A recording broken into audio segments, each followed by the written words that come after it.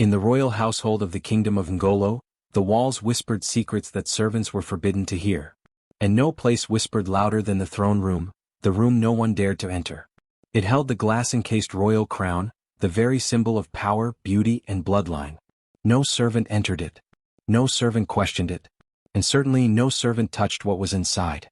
Tala had been brought to the palace when she was barely 5 after her mother, once a handmaid to the queen, passed away from fever.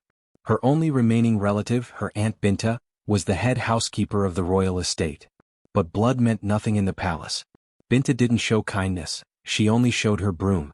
"You are not a princess, you are a speck," Aunt Binta would say, striking Tala's calves with the worn birch broom when she asked too many questions or worked too slowly. "Keep your eyes low and your hands lower." But Tala couldn't help herself. From the first time she caught sight of the throne room doors, tall, dark mahogany carved with spiraling lions, something in her chest tugged. She felt the crown even when she couldn't see it. Like a sun behind clouds, she knew it was there. Most days she stole glances through the narrow crack between the double doors. Inside sat the crown, high on its silk pedestal, enclosed in a shimmering glass case that never gathered dust. Gold twisted with obsidian in elegant, ancient shapes. And in the center, a single red gem pulsed faintly. It didn't shine like a reflection. It breathed. One stormy evening, the skies cried as if mourning something forgotten. Rain battered the palace walls, thunder rolled across the land, and the great hall stood nearly empty. Tala had just finished scrubbing the stone floors near the throne room when she felt it, that pull again, stronger than before. Something was calling her. She stepped closer to the door, only meaning to look. But then the wind howled through a broken window in the upper corridor, and with a long, echoing creak, the throne room door swung open. Tala froze. The light flickered inside, gold shadows dancing along marble columns. No one was in sight. No guards. No stewards. Nothing but silence and the sound of her own heart pounding like war drums. She looked around. No one had seen. The hallway was empty. Her feet moved before her mind could stop them.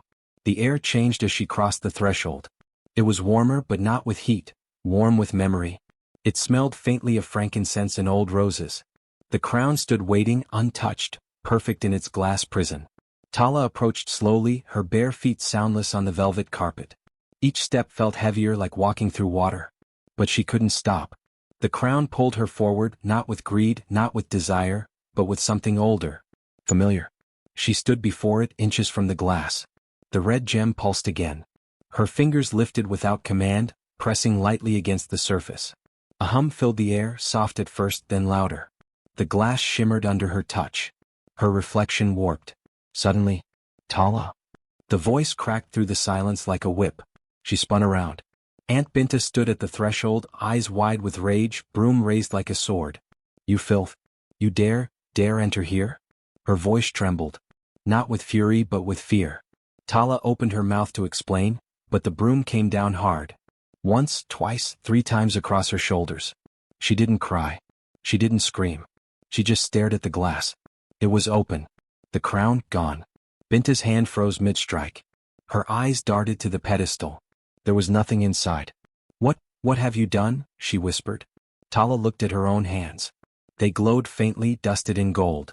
Her fingertips shimmered. "I didn't touch it," Tala said softly. "It touched me." The room began to shake. The glass shattered, not outward, not inward, but upward like dust pulled toward the ceiling. The wind rushed through the chamber. The torches along the wall blew out one by one. And then the broom, Aunt Binta's broom, snapped in half in her hands. The straw ends coiled, twisted, and slithered to the floor like vines coming alive. The broken wooden handle spun mid-air and flung itself across the room, embedding into the wall. Aunt Binta stumbled back, gasping. No. Tala took a step forward. The crown hovered now, no longer on a pedestal, but in the air above her head, its gem blazing like fire. It didn't land. It didn't rest. But it hovered, like a question. Behind her, in the hall, other servants had gathered. They had heard the shouting. Some gasped. Others fell to their knees. But Tala didn't speak. She turned slowly, walked out of the throne room with her back straight, her shoulders glowing where the broom had struck her. No crown rested on her head. But every eye saw it hovering there, burning in the air above her like justice returned. And Aunt Binta? Her lips were sealed by some unseen force. When she tried to speak, no sound came. When she tried to step forward, her legs locked. The broom that had once obeyed her now swept dust beneath her own feet, coiling its broken wood around her ankles like shackles. Tala disappeared down the corridor, not running, not hiding. She walked like someone who knew something she hadn't known before. Not that she had broken a rule, but that the rule had been broken long before her. And that the throne was not meant for those with bloodline alone, but for those with fire in their touch and history in their breath. That night the storm didn't end, but it began again in a different form. In whispers. In cracks of light under doors. In young servant girls who no longer bowed when passing the throne room. In gold fingerprints glowing faintly on walls no longer watching in silence. And in the shattered pieces of a broom once held by a woman who thought she could beat royalty out of a child. But the kingdom had changed its mind. And crowns, it turned out, chose for themselves. The wind howled through the stone corridors of the royal household, carrying with it the scent of rain and something older, something forgotten. Tala stood outside the throne room once more. The heavy wooden door cracked open just enough for her eye to see the glint of the crown inside. It rested beneath a curved glass dome upon a black pedestal carved from obsidian, its gold catching the occasional flicker of torchlight. No one had entered the throne room for years, not since the king died without an heir and the palace was left to caretakers, high nobles, and whispers of succession. The crown remained untouched, sacred. It called to Tala in a way she couldn't explain. It wasn't greed. It wasn't curiosity. It was like a song buried deep in her bones, a rhythm only her blood could feel. Her aunt's voice echoed down the corridor. Tala. Wood floors don't scrub themselves. The girl flinched and pulled away from the door, heart hammering. She rushed back to the bucket and rag, dipping her hand into cold water. Her hands were raw from days of cleaning, and her feet ached, but her mind was still inside the forbidden room. That night, after supper had been cleared and most of the house slept, thunder rolled across the mountains. The storm shook the palace walls. Tala sat awake in the servant quarters, listening to the rain thrum on the tiles. She couldn't sleep. Something was pulling her toward the throne room like a magnet tugging at her chest. She rose silently and padded barefoot through the darkened corridors, guided only by the lightning flashing outside. The door to the throne room was open, wide open. She froze. It had never been open. Ever. She stepped forward like a moth to flame. The massive chamber loomed before her. Paintings of past monarchs lined the walls, their eyes watching. The glass dome housing the crown shimmered like morning dew. She approached slowly as though in a dream. The air buzzed around her. She could hear a soft sound, almost like breath. The throne stood behind the crown, tall and imposing, but it was the crown that captured her. Her fingers trembled as they reached forward. She didn't mean to touch it. She only meant to feel the closeness, to breathe the same air. But just as her fingertips grazed the smooth edge of the glass, a scream shattered the silence. Tala. Her aunt stood in the doorway, nightrobe soaked from the storm, face twisted in rage. Before Tala could speak, her aunt stormed forward, grabbing her by the wrist and yanking her away from the pedestal. Low-born filth, she hissed. You touched the crown? Tala tried to explain, but the words wouldn't come. Her aunt's hand struck her across the face. Do you think this is a place for your kind? That crown is older than your bloodline. You'll learn your place. She dragged Tala down the hall by the arm, her fury boiling. Other servants peeked from their quarters. Tala was forced into the courtyard where rain poured and mud clung to her feet. Her aunt seized the old straw broom, the one used to sweep ashes, and raised it high. Let this be a lesson, she shouted, striking Tala across the back. Again and again the broom came down, straw snapping, the wood handle groaning. Royal things are not for you. Tala didn't cry out. Not out of strength, but because her breath had been stolen by pain. She fell to her knees, hands muddy, blood mixing with the rain. The broom struck again, and this time, crack. A splinter split off the wooden shaft. It was subtle, but it flew like a tiny arrow into the dark. No one noticed. Tala collapsed into the mud. Her aunt dropped the broom beside her. Clean yourself. If you bleed on the floors again, I'll throw you out. The servants stood frozen. No one moved to help. No one dared. Tala was left alone in the storm. The wind howled again, but this time it didn't sound angry. It sounded like a whisper. That night, Tala lay awake on her straw mat, wounds stinging. The broken broom lay outside, forgotten by her aunt. But something had changed. She could feel it. A sharp pain throbbed in her shoulder where one strike had landed, and beneath that pain, heat. Like fire sleeping beneath skin. The next morning, the broom was no longer where it had fallen. Her aunt searched for it angrily, cursing the lazy rats who might have taken it. But no one had. Later, while Tala was sent to sweep the upper halls with another broom, she noticed something strange. The gold vase in the hallway, usually so polished and steady, was lying on its side, shattered, with no one in sight. A trail of muddy broom strokes led away from it and then simply vanished. In the kitchens, the iron pot was found spilled onto her aunt's shoes, though Tala had been nowhere near. Her aunt screamed that the servants were playing tricks on her, but their faces were pale with confusion. That night the broom returned. It was found leaning against her aunt's chamber door, the shaft still split from the strike that drew Tala's blood. "Who put this here?" she demanded. No one answered. That night, her aunt dreamed of a sweeping sound, bristles moving over stone, closer and closer. She woke with bruises on her arms, though her door had never opened. Tala said nothing. She moved through the halls like a shadow, quiet, eyes lowered. But inside her, something stirred. It wasn't hatred. It wasn't vengeance. It was knowing. The palace, the crown, the broom, they had begun to remember something. Something not even the aunt knew. A few nights later, the aunt tried to beat another servant girl for a broken dish. She reached for the same broom. It snapped in half before she could raise it. The girl fled. The aunt stared at the broken handle and began to mutter about cursed things, about spirits and disobedient wood. The other servants whispered. The crown still sat untouched. But something in the palace had changed. Tala walked past the throne room one morning and saw that the door was ajar again. She didn't go inside. She didn't need to. The crown gleamed brighter that day, not as a symbol of royalty but as if it too had witnessed something just.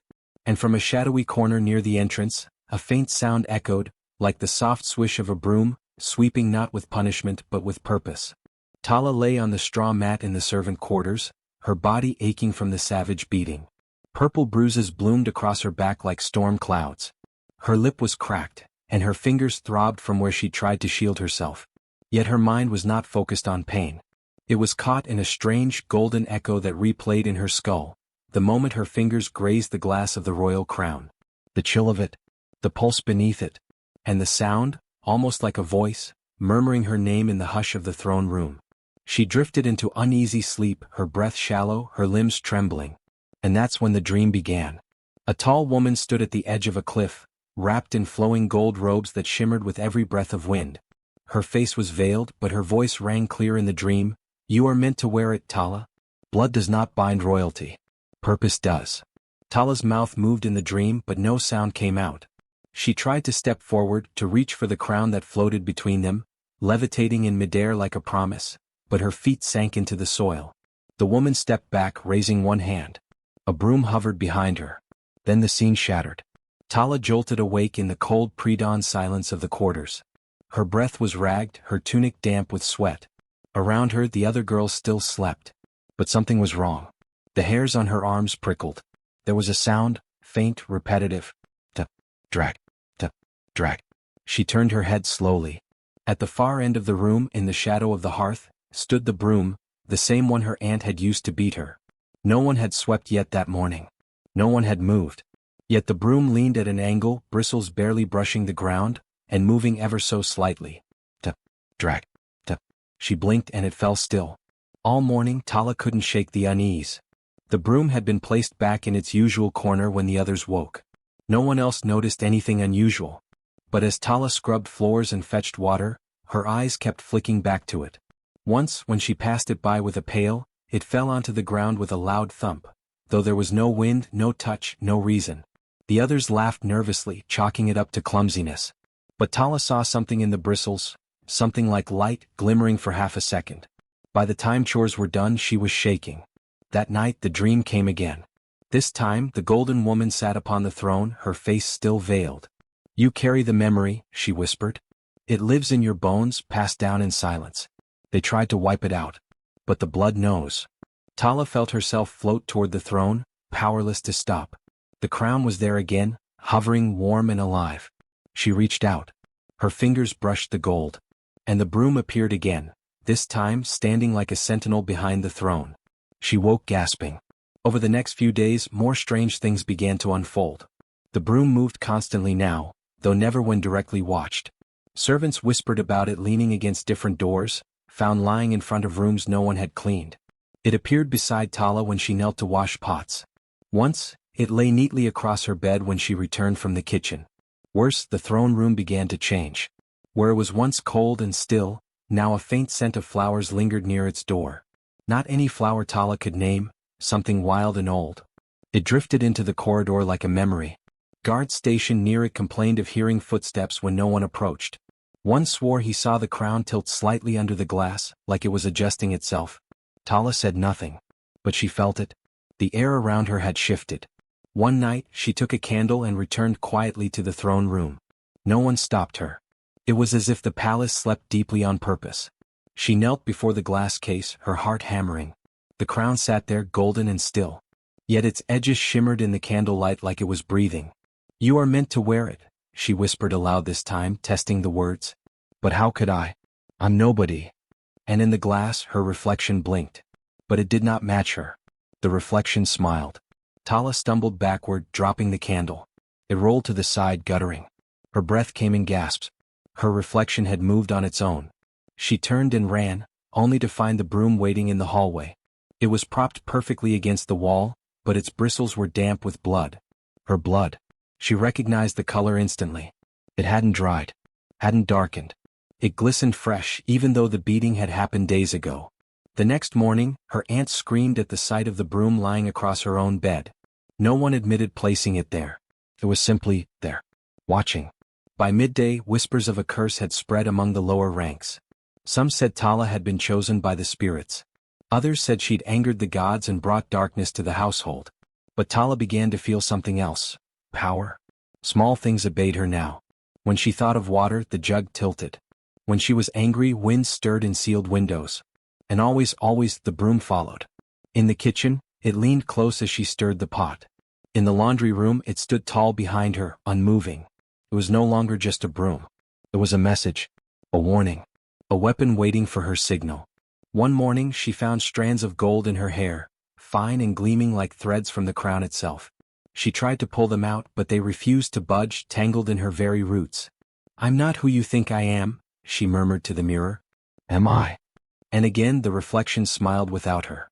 The palace had changed. The staff walked quietly, avoiding Tala's eyes. Her aunt tried to bark orders at her, but the moment she raised her voice, the broom appeared beside her again. People said the crown pulsed now, that its glass fogged in Tala's presence.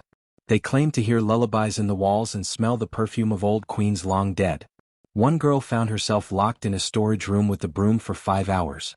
When they found her, she was weeping and begging for forgiveness, though she wouldn't say for what. Tala stood outside the throne room that night, the broom in hand. She didn't know why she picked it up. It just felt right. She stared at the crown through the glass. "I touched you once," she whispered. "And I was punished. But you didn't punish me, did you? You called me." The crown didn't answer, but something moved in the air, an unseen nod, a silent agreement. Then, as if waking from a long sleep, the broom hummed in her hands. She smiled for the first time since her mother's death. The crown shimmered. And the palace shifted again. The whispers and the bristles weren't curses. They were memories, commands, a call to arms. She was beginning to remember. Tala's fingers trembled as she pried open the rusted hinges of the wooden archive door tucked beneath the palace's west wing.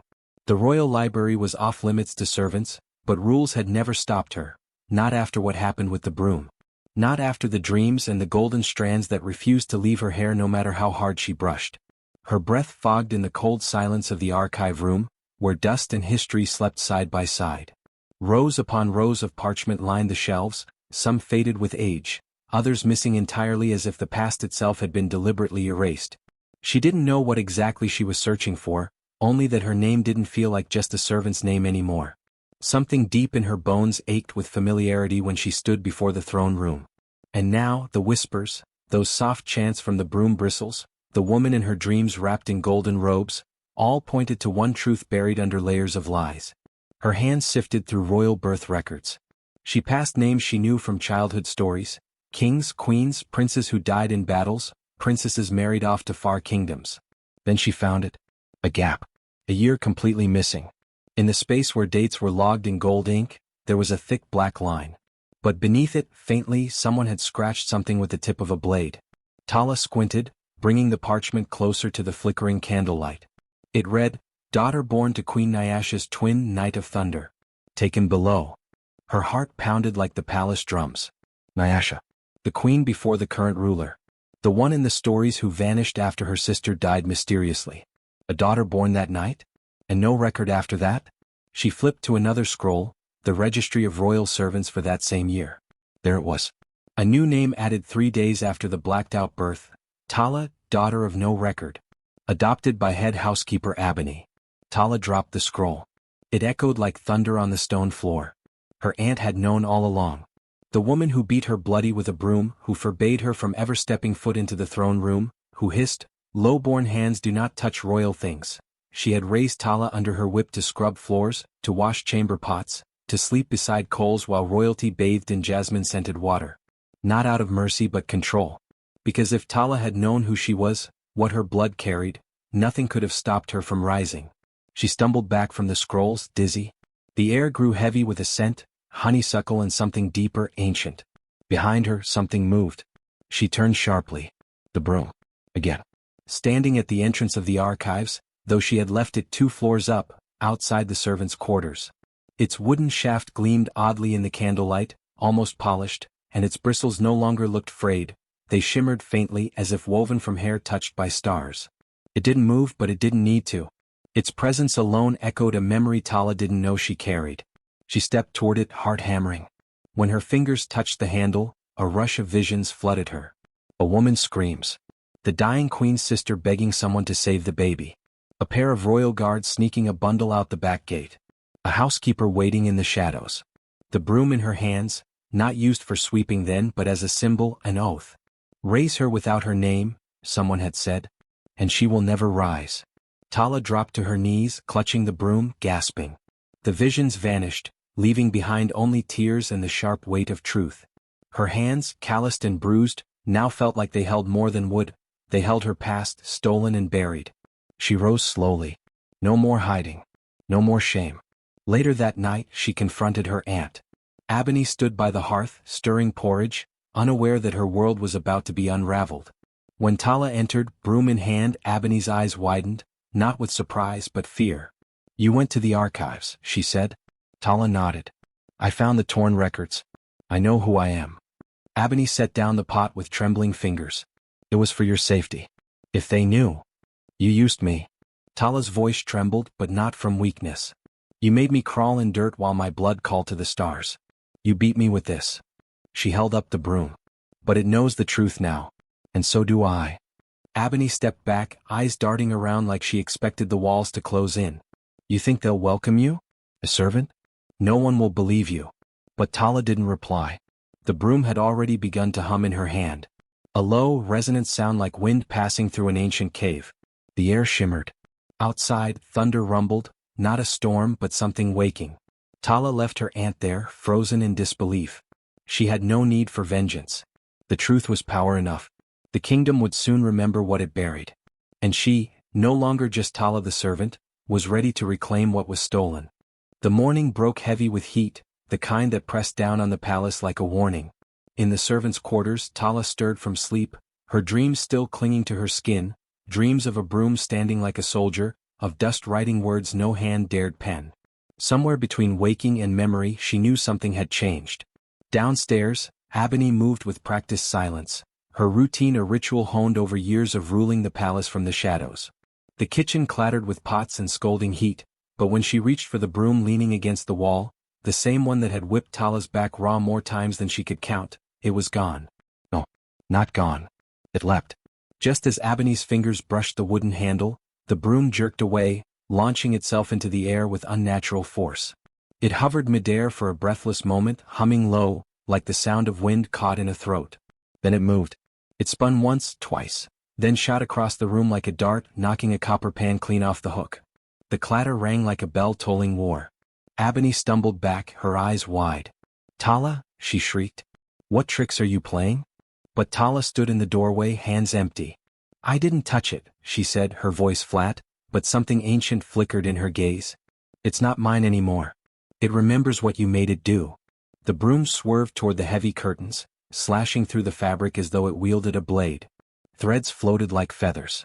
It circled the room in a blur, sweeping dust from forgotten corners, churning it into shapes, symbols. Then as the air grew thick, it spelled a word across the polished tiles in bold, clean strokes of dirt: thief. Ebony gasped and backed away, eyes darting to the door, to the broom, to Tala. This is sorcery, she spat. It's cursed. But the broom wasn't done. It shot toward the wall where portraits of old palace stewards hung in gilded frames. With a sweep, it knocked them down one by one, each crashing frame echoing like judgment. Then silence. The broom hovered again, this time between Ebony and Tala. A line had been drawn. That night the ant tried to destroy it. She took the broom to the edge of the courtyard, lit a pit of fire and threw it in. But the flames wouldn't bite. They licked around the broom, never touching it. Smoke rose, thick and dark, but when it cleared, the broom floated back out, untouched, clean, even brighter somehow. Ebony screamed and hurled a stone at it. The stone split midair, crumbling to dust before it reached the broom's bristles. From her window Tala watched it all, not with fear, but awe. The whispers that had once murmured through her dreams were now in the walls. In the halls. In the servants' mouths. She is the hidden one, they began to say. The broom no longer serves the housekeeper. It serves her blood. Each day the broom followed Tala, not dragged or carried but drifting at her side like a sentinel. When she walked the palace corridors, nobles stepped aside. Not because they knew who she was but because the air around her felt shifted. A tray once slipped from a servant's hands, cups shattering midair, but the broom darted forward, catching the largest shard before it reached Tala's feet. It hovered there for a moment as if inspecting the danger, then swept the glass away. The guards noticed. The stewards whispered. Soon the broom began to clean more than floors. It scrubbed secrets from shadows. Letters that had been hidden in floorboards appeared swept beneath doors. Broken lockets reassembled themselves at the foot of Tala's bed. And each night, the broom stood upright beside her, bristles clean as if keeping watch. But not everyone rejoiced. Ebony became a ghost of herself, pacing halls alone, mumbling about curses, about how things should have remained buried. Her control over the other servants cracked. No one answered her calls. The kitchen fires didn't light for her. Even the mice stopped scurrying near her apron hem. Once, in desperation, she tried to raise her hand against Tala. Just a reflex, a muscle memory of punishment. But before her palm could reach its mark, the broom swung low and fast, striking her wrist with a sting of force. She yelped, stumbled back and finally knew, whatever spell she had spun with silence, fear and a servant's collar, it was broken now. The palace itself had changed. The walls no longer echoed her footsteps. They whispered only of the girl who was never supposed to rise. And Tala, no longer just a servant, no longer just a girl, walked those halls without bowing. The broom didn't sweep for others now. It swept the path ahead of her. It cleaned the lies from corners. It chased away old names and left only the one she would soon claim. The Queen Mother's illness descended like a fog over the palace, thick and stifling. It came without warning. One moment she was seated on her carved ivory throne, the next she collapsed, clutching her chest as gasps escaped her lips like lost prayers. Healers rushed to her chambers, their herbs and chants filling the air, but none could halt the decline. Something beyond medicine clung to her spirit, and the kingdom held its breath.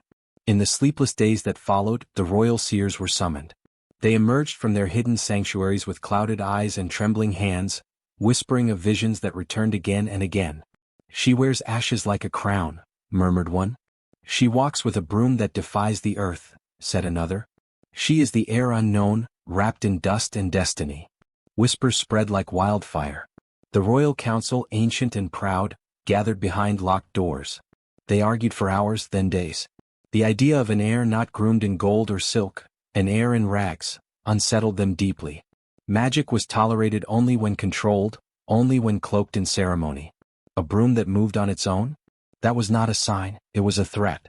The people mustn't hear of this, a minister hissed. Servants talk, another replied. We must silence the tale before it grows. And so, with robes sweeping cold marble and suspicion sharpening their eyes, the council ordered an investigation. Every servant girl in the palace was to be questioned. Scribes took names. Guards began prowling through corridors once left untouched. In the servant quarters, terror bloomed like fungus. Girls were pulled from beds and kitchens, interrogated under the flicker of oil lamps. Who among them spoke to shadows? Who was seen near floating objects? Who dared to claim lineage that wasn't theirs? Tala kept her silence, though the broom never left her side. Even when she tried to push it away, to hide it in closets under piles of wood. It returned, hovering beside her like a loyal beast. It had saved her once. Now it might destroy her. But someone else had noticed the growing danger. Ebony. The aunt's panic festered. She knew the truth in the lines of Tala's face, in the eyes that mirrored those painted in royal portraits. She had known for years.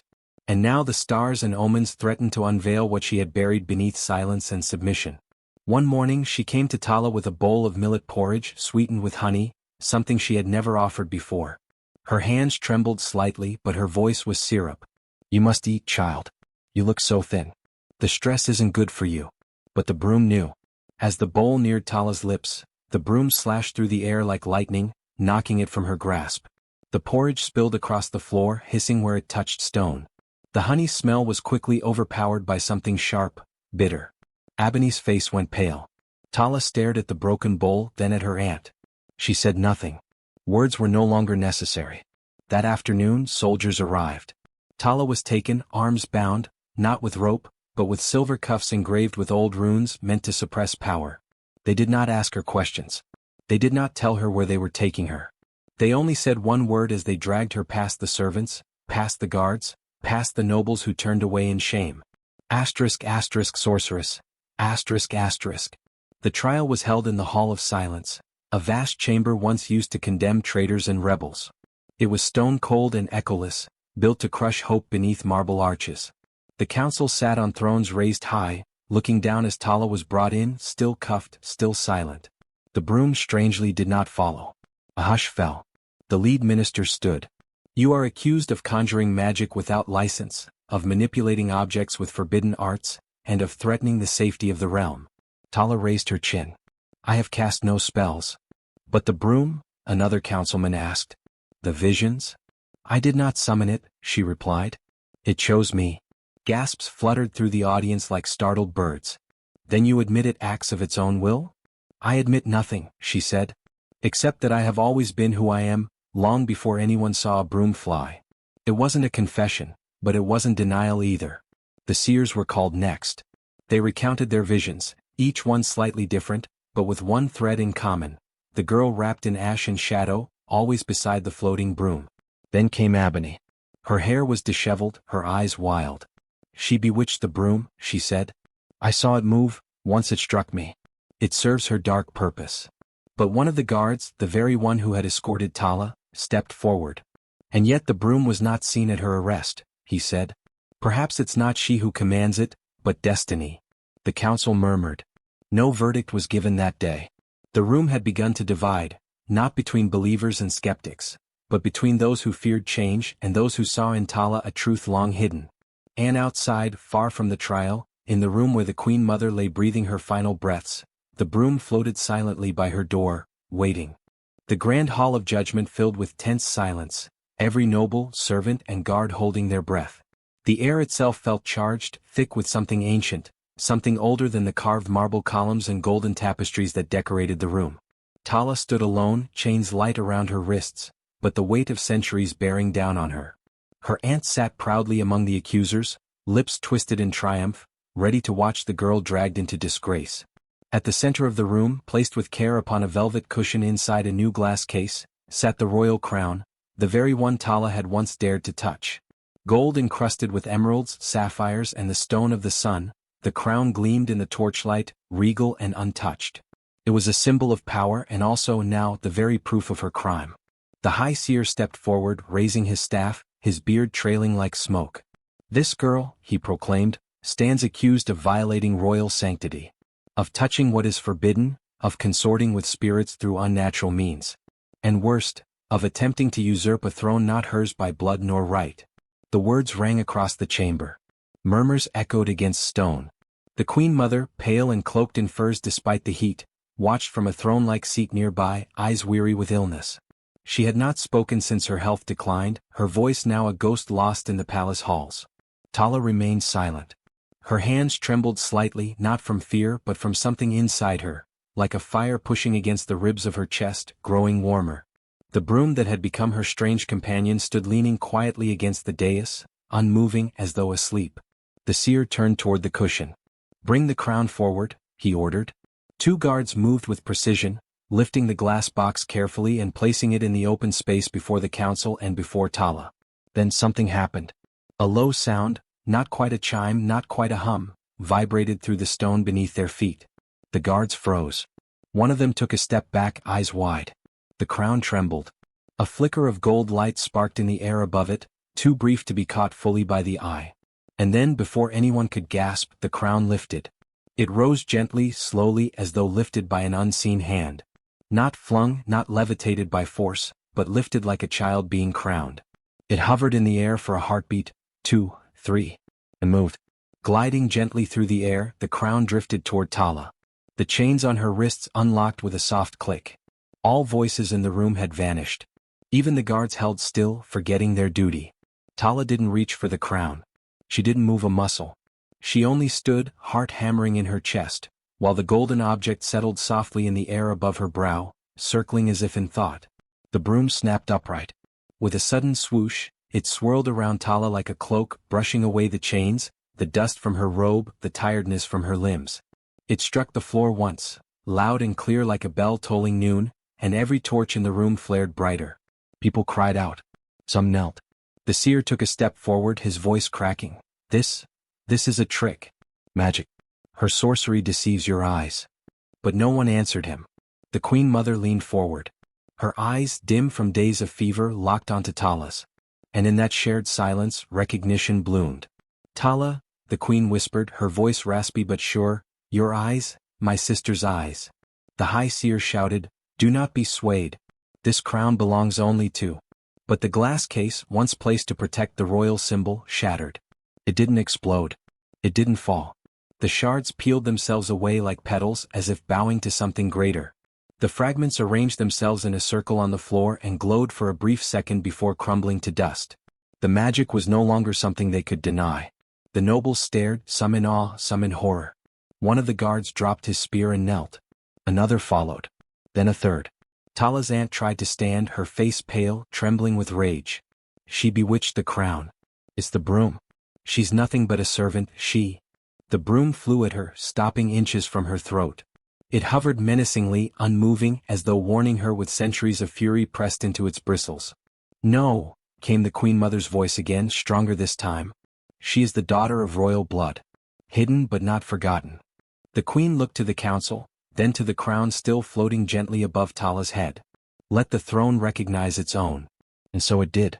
As the broom gently lowered itself to her side, the crown drifted down to rest upon Tala's head, not with the weight of gold but with the warmth of truth. Tala did not weep. She did not bow. She only stood tall, taller than she'd ever felt, while her past, her blood, and her spirit settled into place like a name returned. And the whispers in the room began to change. Not fear. Not curses. But awe. And something else. Respect. The hall had yet to recover from the miracle. The air still pulsed with the echo of the crown's silent recognition, and all eyes remained on Tala, who stood beneath the hovering gold. But then from the side came a shriek, not of grief or shame but of pure fury, raw and cracking like fire. Her aunt. Face twisted, hair loosened from its once polished coil, eyes wild as a beast cornered, she rose with shaking limbs. Her voice lashed through the chamber like a whip. You fools! You stand there and cheer her? I raised that girl. I wiped her filth. I carried her on my back through plagues, through storms. And what thanks? What does she do? She turns the broom against me like I'm some thief. No one moved. Tala didn't speak. The aunt stepped forward, her hands outstretched not in humility but demand. I am the one who kept the household together when her mother vanished. I am the one who fed the fires, boiled the roots, healed the queen when even the seers failed. I deserve that crown. It's mine. Gasps rose from the corners of the room. The broom, still at Tala's side, gave a low rumble like wind whistling through a hollow cave. The ant heard it and snapped. With a cry that was more beast than woman, she lunged. The moment stretched like pulled thread. Her fingers reached for the crown, her nails flashing like claws.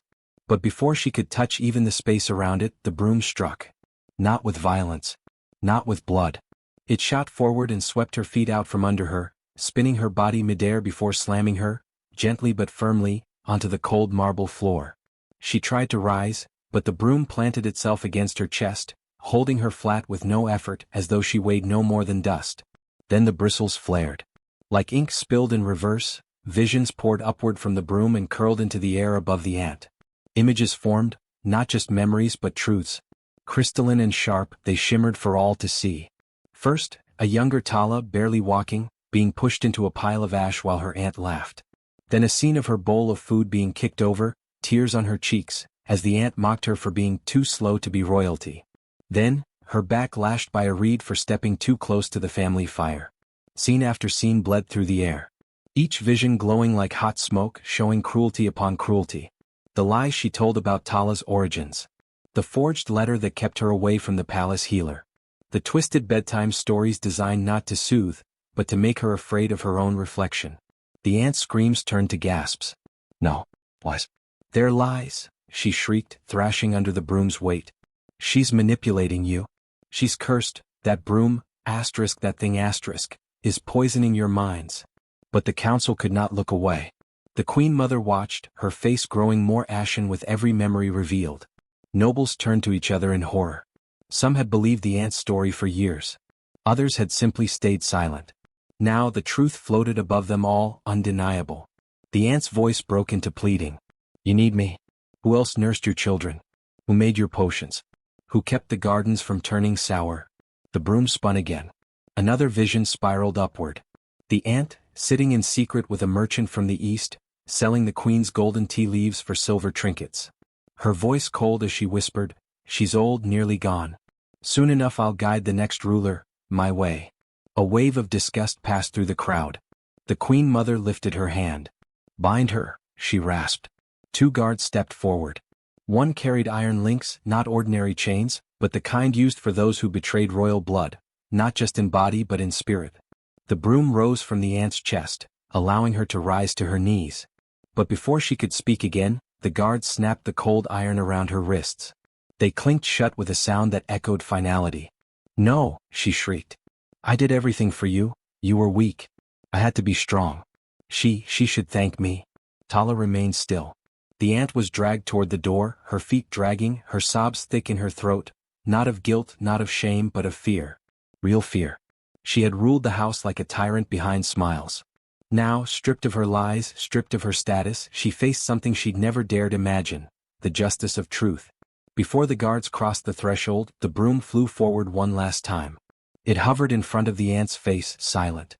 Then, with a single sharp motion, it swept across the floor, and every last vision burned into the stone tiles beneath her feet. Not even time would erase them. Her legacy would remain, carved not in gold but in memory. As she disappeared down the corridor, her sobs echoed in the marble, fading slowly. And when silence fell again, it was not empty. It was clean. The morning of the coronation dawned without fanfare. No trumpets blared. No firecrackers cracked the skies. The palace courtyards, once echoing with rehearsed steps and glittering banners during such events, stood in humble silence. The people who gathered along the edges of the throne hall whispered among themselves, unsure of how to behave, unsure of what to expect. After all, this was not a coronation like any before. There were no drums. No golden procession. No silk-clad priests leading a girl in jeweled chains. Instead, the doors creaked open, and Tala walked in alone. She wore no gown, no gold, no woven cloak stitched by the royal seamstress. Her robes were simple, the color of morning ash, and her feet were bare as they had always been. There were still faint scars across her heels, memories of stone, beatings, and broom bristles. Yet now, every mark on her body shone like a sigil of truth. Behind her glided the broom. Its bristles barely skimmed the floor, yet wherever it passed, dust scattered like frightened mice. It swept without being held, moved without being commanded, and followed without being leashed. The people watched it in awe, for even those who still doubted Tala could not deny the power in that strange loyal object. The broom was no longer a servant's tool. It was a witness. She stepped to the center of the hall, where the royal dais rose in tiers. The platform where kings and queens had stood, dressed in glory beneath banners too heavy to fly. And she did not mount it. She stopped just before its base. The silence became weight. Then it happened. The crown, floating above all like a patient star, began to descend. No hands guided it. No servant carried a silver pillow. It simply drifted as if carried by a force older than kings, older than the stone walls surrounding them.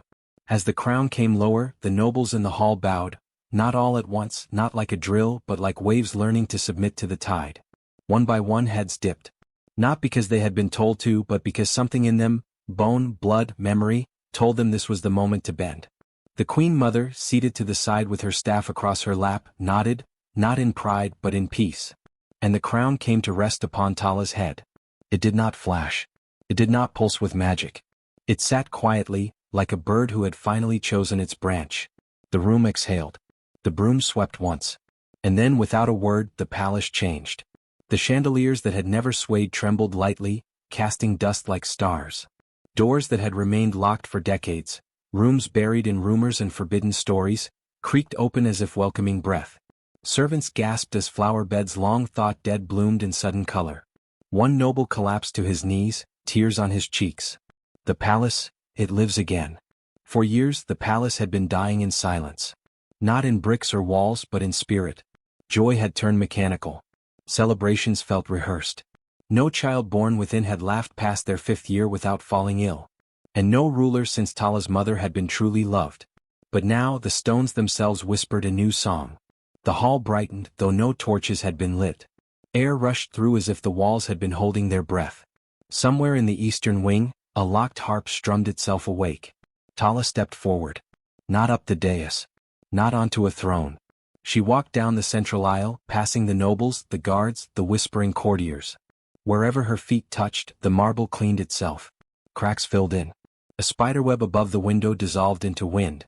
When she passed the palace's youngest child, the little girl reached out instinctively, and the broom hovered beside her. The girl giggled and clapped her hands, and for a moment, the room saw what it had forgotten: laughter. In the kitchens, the oldest cook dropped her spoon in shock as her oven, long broken, roared back to life. In the gardens, fountains gurgled for the first time in 20 winters. This was no ordinary coronation. It was not just a crowning. It was a cleansing. Tala finally turned. Her voice, soft and dry like leaves rubbing together, echoed across the walls. "I was not meant to rise," she said, her eyes meeting those who had watched her eat off the floor, scrub the gutters, sleep beside ashes. "But the palace chose me. Not because of birth. Not because of title. But because I remembered what all of you forgot. That the dirt beneath your feet holds power. That truth begins in corners no one looks at. No one clapped. No one shouted. But the silence that followed was not heavy. It was reverent. And when she walked back to the throne, she did not sit upon it. She leaned the broom against its side and stood beside it, grounded, rooted. Because this reign would not begin with spectacle. It would begin with a sweep. The throne was not made taller, nor was it gilded in extra gold after Tala's coronation. It stood exactly as it had stood for generations, carved from wood so old it bore the touch of ancestors whose names had long vanished from even the deepest scrolls. But beside that ancient seat, something newer stood, older in spirit, perhaps, but freshly placed. The broom. Its bristles still curved with use. Its handle, though now polished by time and memory, held the scars of every rough grip, every fall, every desperate sweep through the filth of palace floors. It leaned there silent. Not forgotten but respected. When Tala ascended the throne, she did not command silence with a raised hand. She did not thunder judgments, nor issue decrees from scrolls drenched in ink and arrogance. She listened. Deeply. Completely. And that, more than anything else, unsettled those who had ruled before her. They expected a queen to become someone new once crowned. But Tala had simply become more herself. Her voice was rarely loud. Yet when it rose, even the hawks outside paused mid-flight. She judged with clarity. Mercy when deserved. Fire when required. She did not swing swords, she wielded consequences. Her justice was slow and precise, like water dripping on stone until the shape of cruelty changed. And always the broom stood beside her. Visitors came from distant kingdoms to test her. Some brought riddles, hoping to outwit a peasant queen. Some brought threats, expecting her fear. A few brought poison gifts, hiding blades beneath silk. But Tala had once lived among rats and venom and lies. She had eaten with calloused hands, slept in soot, bled where no one watched. There was nothing in the polished deception of courts that could make her flinch. Once, a visiting prince mocked her rule aloud, questioning how a servant could wear a crown and hold power over those born royal. His words had venom, and they spilled in front of her council. The court stiffened, waiting. But Tala simply looked toward the broom. It did not move.